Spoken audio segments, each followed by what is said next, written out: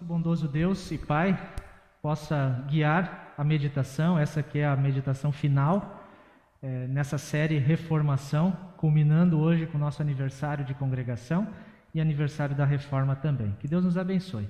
Amém. Podem ficar bem à vontade, os músicos podem procurar um lugar para sentar também. Espero que vocês aí nos carros e em casa estejam me ouvindo bem. Ao longo do mês de outubro, nós estamos lendo esses primeiros capítulos de Neemias e percebendo alguns detalhes daquela história, detalhes de tanto tempo atrás, 25 séculos atrás, mas uma história que pode nos inspirar nesse tempo de mudanças, nesse tempo de adaptações que nós estamos vivendo agora. Nós já conversamos sobre a necessidade de nós estarmos atentos à realidade que nos cerca, ficar atentos a isso tudo que está acontecendo, e sobre a importância de nós planejarmos de maneira intencional as nossas ações, a fim de continuar alcançando os nossos objetivos. Hoje eu quero falar de maneira especial sobre o objetivo maior dessa congregação existir. O objetivo maior de nós, como igreja, existirmos aqui, a Bom Pastor, do bairro Camobi. 3 anos de fundação. Marcamos hoje 503 anos da Reforma Protestante que realinhou, recolocou a igreja cristã de todos os lugares para cumprir os seus objetivos bíblicos. E os que estão há mais tempo com a gente vão lembrar, eu espero que vão lembrar, que algumas pregações de alguns anos atrás nós já falamos sobre qual é o objetivo maior da igreja. Qual que é o objetivo maior da igreja? Em poucas palavras. Qual será? Salvar vidas. Que bom que alguém lembrava disso, ótimo. O objetivo maior da igreja é salvar vidas, pelo poder da palavra de Deus, pelo poder do batismo, da Santa Ceia, salvar vidas, resgatar pessoas do caminho de trevas para a luz, proporcionar uma nova vida em Jesus. Essa é a razão da congregação Bom Pastor existir. Eu quero colocar uma frase na tela para vocês, se for possível aqui, acho que eu consigo colocar, coloquei. E o Guilherme coloca também para a gente, para quem está em casa. O neuropsiquiatra chamado Viktor Frankl, ele viveu parte da sua vida num campo de concentração nazista. Ele perdeu a sua esposa que estava grávida e os seus pais no Holocausto. E ele tem uma frase muito importante para a gente memorizar. Uma frase curta, para a gente memorizar. Ele diz: quem tem um porquê, enfrenta qualquer como. Quem tem um porquê, enfrenta qualquer como. Quem tem uma razão, enfrenta as adversidades. Todos nós precisamos perceber que existe algo maior, que existe algo que ultrapassa aquelas tarefas que nós fazemos no dia a dia, aquelas coisas ordinárias. É como naquela situação em que um homem passou por um canteiro de obras, muitos de vocês já ouviram essa história. Esse homem passou por um canteiro de obras e perguntou para um trabalhador o que ele estava fazendo. E ele respondeu: eu estou aqui virando um pouco de concreto, estou fazendo concreto. Aquele homem deu mais alguns passos e viu uma outra pessoa trabalhando com tijolos. O que o senhor está fazendo? Eu estou construindo uma parede, ele respondeu. Mas aquele homem, ainda insatisfeito com as respostas, ele foi e perguntou para um terceiro trabalhador daquela obra: o que o senhor está fazendo? Esse largou as suas ferramentas, levantou a cabeça, estufou o peito, se sentindo realizado, disse: eu estou ajudando a construir uma catedral. Não era apenas uma parede, não era apenas concreto. Provavelmente era isso que ele estava fazendo também naquele momento, naquele dia. Mas ele tinha um porquê. Essa situação ela tem muitas aplicações para nós. Eu fico imaginando um pai e uma mãe que todos os dias se dedicam a cuidar das coisas mais simples para um filho ou para uma filha. Aquelas tarefas que se repetem sempre de novo. Às vezes em que a gente precisa dizer não e ensinar a mesma coisa. Com certeza pais assim vão ser tomados pelo cansaço e pelo desânimo se eles não tiverem em mente o que eles pretendem alcançar na criação dessa criança, os valores que eles querem cultivar para que essa criança seja um adulto responsável, seja um adulto realizado. Porque cansa, né? Vocês que têm filhos, cansa. Tendo um porquê, a gente enfrenta qualquer como. Pastores que se dedicam ao cuidado de pessoas no dia a dia, aconselhamento, visitas, telefonemas, recados de WhatsApp, registros que se façam, todas as tarefas rotineiras que pastores fazem todos os dias. Mas se nós, pastores, perdemos a noção do que realmente nós queremos alcançar com isso, que é uma igreja sadia, bem cuidada, uma igreja bem firmada na palavra de Deus e que cresce em todos os sentidos, se a gente não tiver isso em mente, toda essa rotina vai também levar a gente ao cansaço e ao desânimo. Nós todos precisamos ter bem claro qual é o porquê da nossa vida, qual é a razão pela qual nós existimos. Deus quer nos ajudar a descobrir essa razão, porque quando a gente souber claramente o porquê, nós vamos ter mais força e mais ânimo para enfrentar as adversidades que as tarefas do dia a dia sempre trazem. O Neemias, ele tinha em mente, na visão dele, mesmo que nós lemos ali que a cidade estava totalmente destruída, os muros, né? Tinha lugar que não podia nem passar o animal da montaria dele, de tanto entulho que tinha. Mas Neemias tem em mente a cidade de novo totalmente fortificada, capaz de proteger os seus cidadãos, capaz de proteger o templo. Neemias compreende que a obra que ele está organizando e realizando é a vontade de Deus para aquela geração. Ele planejou a maneira, o como fazer, a mão de Deus estava com ele, então deu tudo certo, né? Não. Teve um monte de atrapalhos no meio do caminho também. Tudo isso não impediu que houvessem dificuldades. Às vezes a gente pensa, né, que caminhar com Deus, fazer o trabalho de Deus, vai dar tudo certo. Mas nem sempre. Na verdade, a maioria das vezes não dá. A partir do capítulo 2, nós já sabemos que houve pessoas que atrapalharam o trabalho. Nomes complicados, nomes da época. Sambalate, Tobias e Gesem. Esses aí atrapalharam um bom tanto e levaram outros a atrapalhar. Lá no capítulo 4 dá para perceber que os inimigos planejaram diversas vezes atacar os trabalhadores de surpresa. Eles não queriam que a cidade fosse reconstruída. Mas também para essa possibilidade, Neemias traçou um plano e a partir de então eles começaram a trabalhar armados. Já pensou como é que é isso, né? Sem ter segurança, fazendo o trabalho da reconstrução com as armas do lado, prontos para a batalha. Ou seja, trabalho e vigília andaram lado a lado. Aquela grande obra ficou pronta em 52 dias. 52 dias. O muro tinha mais ou menos 3 quilômetros de extensão ao entorno da cidade. Uma largura média, largura do muro de mais ou menos 2,5 metros, porque era um muro para proteger a cidade, e uma altura média de 12 metros. Dá para imaginar o tamanho da obra? 3 quilômetros fazendo a volta, 2,5 metros de largura e 12 metros de altura. Se a gente já se impressiona com o tempo de construção hoje, porque as nossas obras hoje demoram muito mais, né? Mesmo com todo o maquinário, imagina só naquela época. E Neemias capítulo 6 registra que os povos ao redor de Jerusalém reconheceram que foi com a ajuda de Deus o Senhor que aquela obra tinha sido executada. Se não fosse a ajuda de Deus, eles não teriam feito tamanha obra. Foi um grande trabalho. Foi executado sob a mão bondosa e graciosa de Deus. A sabedoria de Deus conduziu Neemias e todos os trabalhadores na realização desse empreendimento. Mesmo com as dificuldades, o povo estava animado, estava engajado no trabalho. Mas hoje eu quero destacar um detalhe do capítulo 3 que pode passar despercebido. Capítulo 3, vocês viram, eu parei no versículo 4 já, porque estava complicado de ler tanto nome.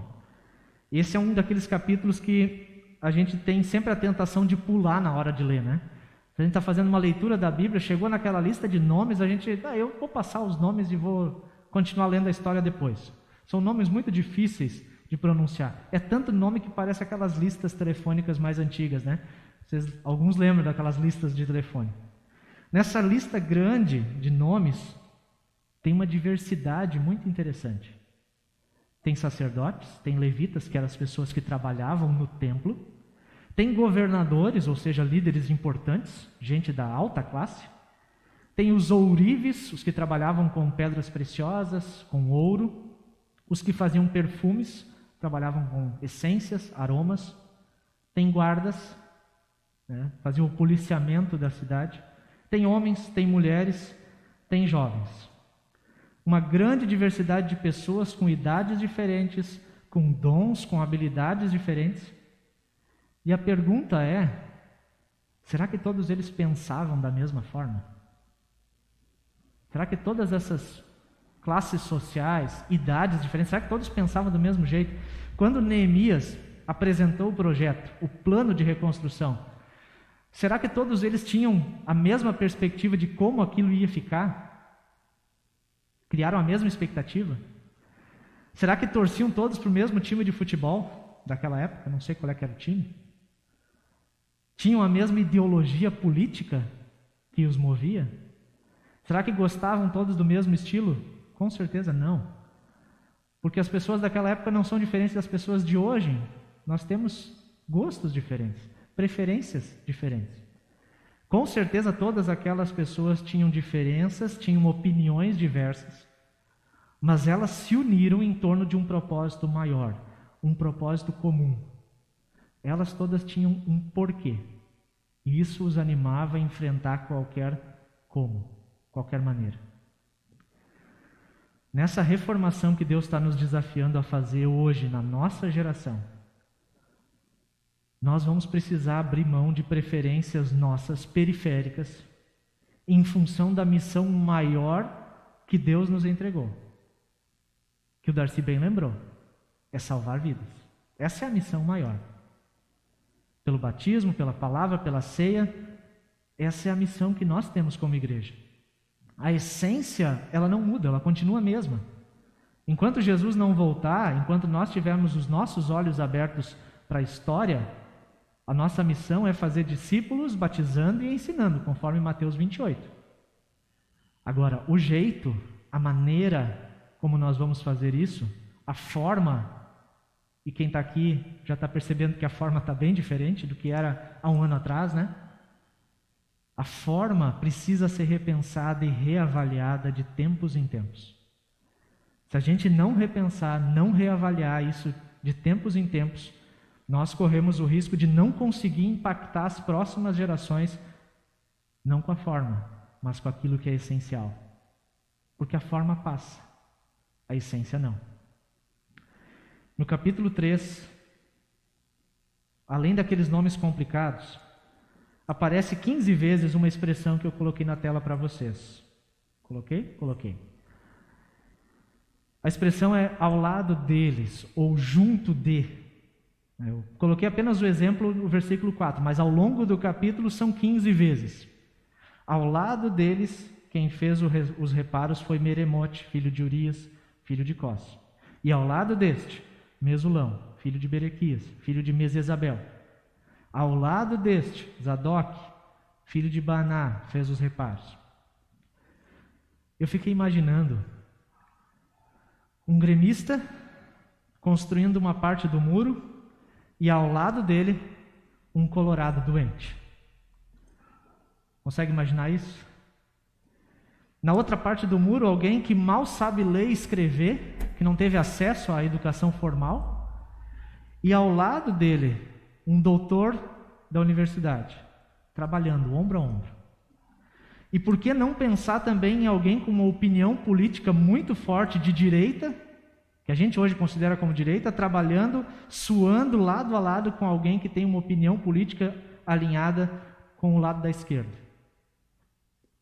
A gente está vivendo tempos tão polarizados que parece impossível amar aqueles que pensam diferente. E nós não nos damos conta que muitas coisas que a gente briga são periféricas. Elas não são o mais importante. Lembra de novo, quando se tem um porquê, dá para enfrentar qualquer como. Aquelas pessoas listadas lá no capítulo 3, elas aprenderam a deixar de lado o que era periférico, o que não era o mais importante, para se unirem em favor do que era essencial. E hoje a gente está celebrando o nosso aniversário de congregação, 3 anos. Eu sei que algumas pessoas não se sentem confortáveis com essa realidade que a gente está vivendo. Sentem falta do normal de antes. E é natural que seja assim. Toda vez que a gente se reúne como líderes dessa congregação, com a diretoria, nós sempre pedimos a Deus que nos dê discernimento para tomar as decisões mais acertadas, não para que a gente consiga fazer o trabalho bem feito, ou que talvez a congregação cresça simplesmente, mas para que o reino de Deus cresça por meio de nós. E Deus tem despertado tantas pessoas para se envolver e para se engajar nessa causa, a causa de salvar vidas. A gente vê homens, mulheres, jovens, com diferentes habilidades, diferentes profissões, pessoas que pensam, que planejam e que executam as funções necessárias para que a palavra continue sendo anunciada, seja em tempo fácil ou tempo difícil, seja oportuno ou não. Eu não sei quem de vocês se deu conta, mas hoje eu não falei da equipe de culto no começo. A gente sempre fala, né? E hoje talvez vocês pensaram assim, o pastor esqueceu, passou batido, né? Mas eu não esqueci, eu guardei esse momento para agora. Porque eu acho que ele tem mais a ver com esse momento que a gente está falando agora.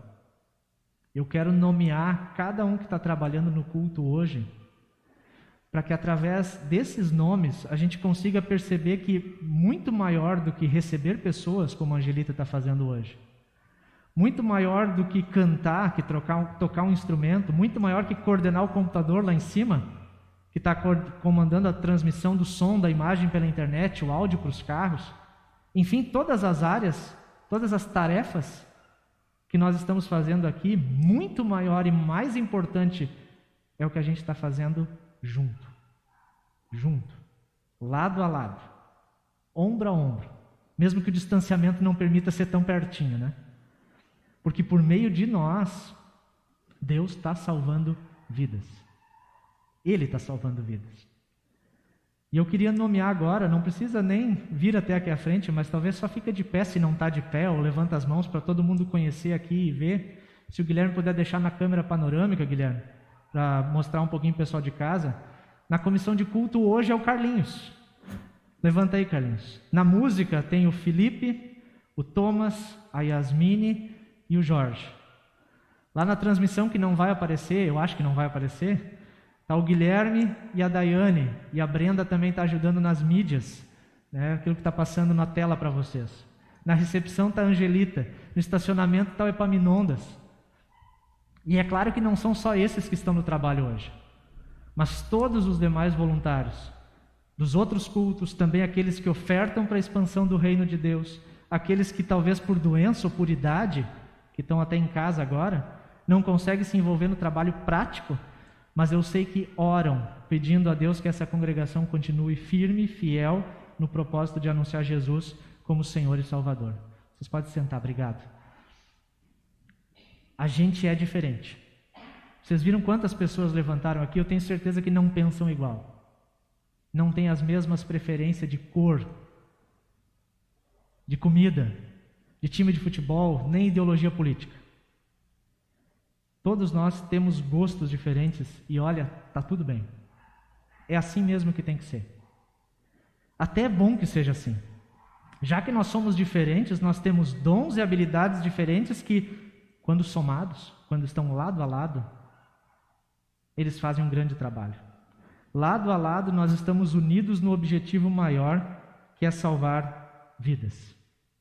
Pessoas próximas de nós, e isso a gente vê todos os dias. Essa semana eu tive notícia de pelo menos uma pessoa assim próxima, ligada, né?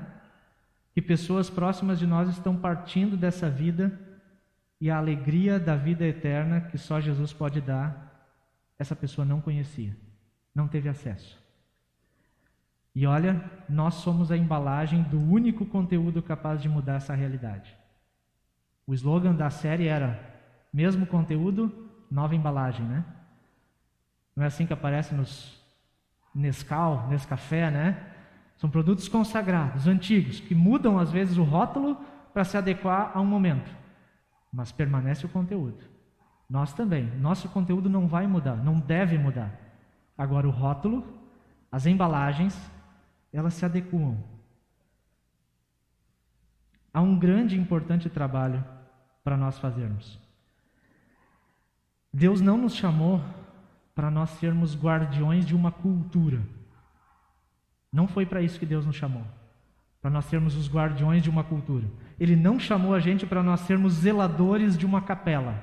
Também não foi para isso. Ele nos deu dons, presentes, e Ele quer que esses presentes sejam bênçãos para outras pessoas, que sejam usados para a finalidade maior da igreja, salvar vidas. Esse é o propósito, todos juntos, lado a lado. E se as coisas do dia a dia, se as tarefas menores às vezes te desanimam, te colocam para baixo, na família, no trabalho e até na igreja. Às vezes a gente está fazendo uma daquelas tarefas pequenas, o concreto, o tijolo, e não consegue enxergar a grande catedral. Quando essas tarefas pequenas te desanimam, deixa Jesus erguer a tua cabeça para olhar e perceber a causa maior que está sendo construída. Na sua família tem alguém ao seu lado para te ajudar na criação dos filhos. No seu trabalho tem uma equipe que trabalha lado a lado para alcançar os objetivos maiores. E na igreja também tem diversas pessoas diferentes, com diferentes habilidades, com diferentes ideias, e que juntas, lado a lado, cumprem o propósito para o qual Deus nos chamou: salvar vidas. Amém.